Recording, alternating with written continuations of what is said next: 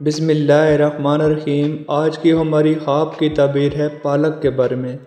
پالک کو دیکھنا، کھانا، آخر اس کی کیا تعبیر ہے؟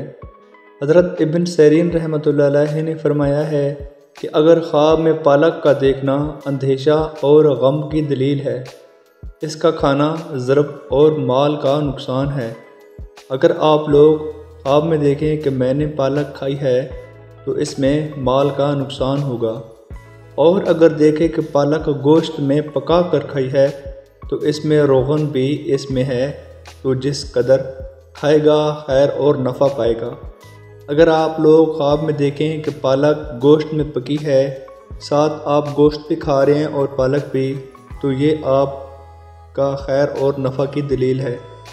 ویڈیو دیکھنے کا بہت زیادہ شکریہ۔ نئی خواب کی تعبیر کے لیے ہمارے پلے لسٹ پر وزٹ کریں۔ Thank you so much.